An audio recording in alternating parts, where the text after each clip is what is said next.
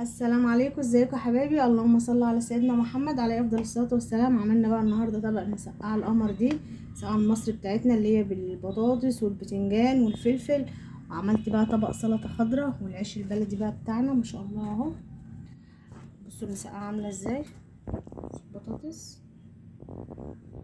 والبتنجان. بصوا البتنجان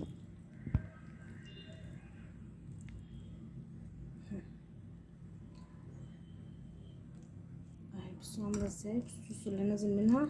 بصوا يا رب، لو عجبك الفيديو ما تنسيش تشتركي معايا وتعملي لي شير او لايك وتقولي لي رايك بقى النهارده في المسقعه. عملنا حاجه خفيفه كده وسهله وطريقتها بسيطه، ويلا بينا نشوف مع بعض الفيديو عملناه ازاي، ولا اسهل من كده. وما تنسيش بقى الشير واللايك. معايا كده بصله كده صغيره كده اهي، خرطات خيط ناعم وشويه من الزيت، وهنحط كده ايه عشان خط من الثوم كده مهروسين اهو،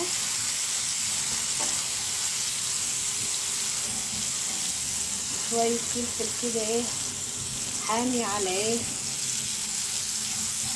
على رومي او كوبي.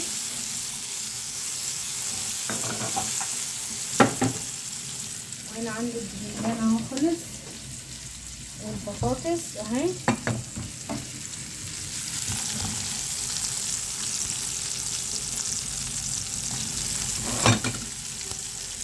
عندي معلقه كده من الصلصه هنزل بيها اهي.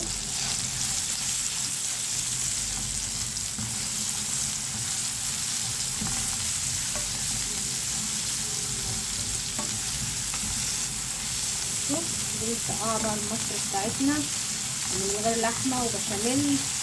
انا عملت معاكم قبل كده اللي هي باللحمه المفرومه والبشاميل. نزل شويه كده من عصير الطماطم،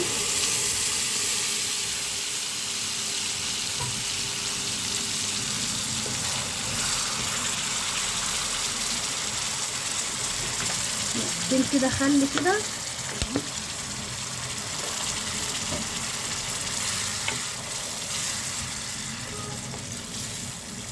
نسيبها بقى تسبك معانا. التوابل بقى اللي عندي حبه من الملح كده لان الباذنجان كان عليه ملح، ورشه من البابريكا، ونص معلقه من الكمون، وربع معلقه من الفلفل الاسود، ونص معلقه او معلقه كبيره شاي كده من الكزبره الناشفه. دي التوابل اللي هنضيفها اهي معانا. حابه بقى تحطي شطه حطي براحتك، بس انا عامله ايه، حاطه فلفل حامي وحاطه وعامله معايا قليه فلفل برضو حامي. سيبها بقى تتأثر كده شويه وارجع لكم. خلاص كده الطماطم معايا بالمنظر ده. هنزل بقى بالبطاطس عشان الولاد عندي بتحب البطاطس في المسقعه. عندي بقى البتنجان والفلفل، حابه تقطعي البتنجان اصغر من كده، وياريت كده قرنين فلفل ايه مشطشط كده معانا اهو.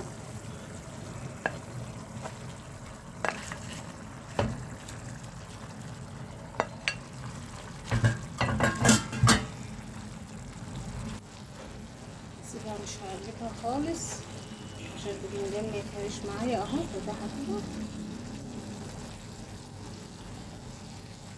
واحط عليها واسيبها.